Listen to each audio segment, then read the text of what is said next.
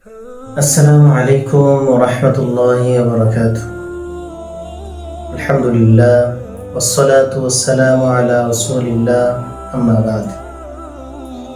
সম্মানিত দর্শক, যে যেখান থেকে দেখছেন, কাছে কিংবা দূরে, দেশে কিংবা প্রবাসী, সকলের নেক হায়াত কামনা করে শুরু করছি আজকের পর্ব।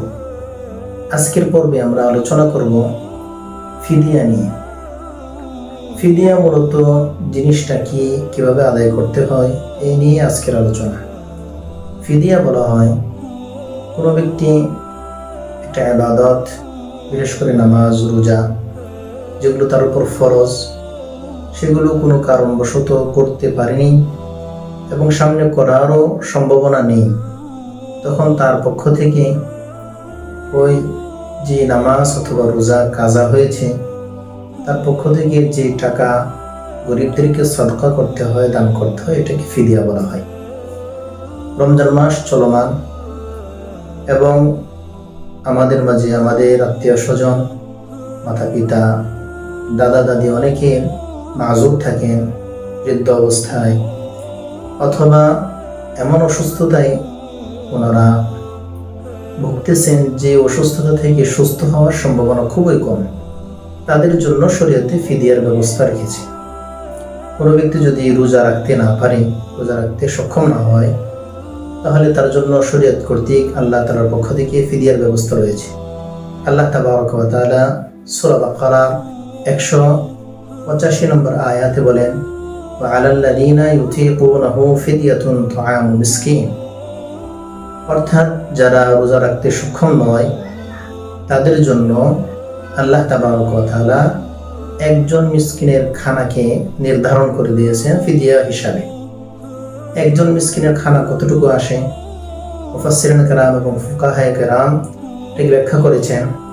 একজন মিসকিনের খানা শরীয়তে রব্বুল আলামিনের পক্ষ থেকে এবং রাসূল সাল্লাল্লাহু আলাইহি সাল্লামের হাদিস কর্তৃক জানা যায় 1 কেজি 650 গ্রাম আটা অথবা গম অথবা তার সমপরিমাণ মূল্য, যা আমাদের দেশে বিভিন্ন সময় বিভিন্ন রকম হয়ে থাকে। বর্তমান সময়ে 1 কেজি 650 গ্রাম আটার মূল্য প্রায় 110 টাকা, তার কাছাকাছি। আমরা সতর্কতামূলক 120 টাকা 2 কেজি আটার দাম দিয়ে দিতে পারি। এভাবে প্রত্যেক রোজার জন্য 2 কেজি 1 কেজি 650 গ্রাম করে আমরা সতর্কতামূলক 2 কেজি দিতে পারি, বাকিটা সদকা নফল হবে। এভাবে প্রত্যেক রোজার বিনিময়ে 2 কেজি আটা অথবা তার মূল্য ফিদিয়া হিসাবে আমরা দিতে পারি। 30 রোজা যদি কেউ রাখতে অক্ষম হয় তাহলে 30টা ফিদিয়া এভাবে দিয়ে দিব। তদ্রূপ নামাজেরও ফিদিয়া রয়েছে।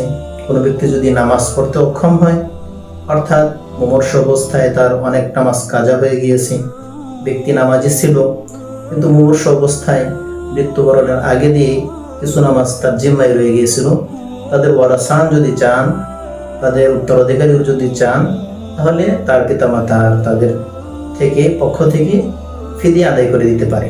নামাজের ফিদিয়াও ঠিক রোজার ফিদিয়ার মতোই, অর্থাৎ একটা সদকায়ে ফিতর 120 টাকা করে প্রতি নামাজের বিনিময়ে আদায় করে দেওয়া যাবে এবং আশা করা যায় এই ফিদিয়া আদায় করলে আল্লাহ তাবারক ওয়া তাআলার পক্ষ থেকে যে ফরজ জিম্মাদারি ছিল ওটা আদায় হয়ে যাবে। বিশেষ করে আরেকটা জিনিস এখানে লক্ষণীয়, ওয়াজিব নামাজের পক্ষ থেকেও ফিদিয়া আদায় করা উচিত। ফুকাহায়ে কেরাম ওয়াজিব নামাজ অর্থাৎ বিতরের নামাজও ফিদিয়া দিতে বলেছেন। আল্লাহ তাবারক ওয়া তাআলা সকলকে সুস্থ রাখুন, ভালো রাখুন, নিরাপদ রাখুন, এই কামনা করে বিদায় নিচ্ছি। আসসালামু আলাইকুম ওয়া রাহমাতুল্লাহি ওয়া বারাকাতুহু।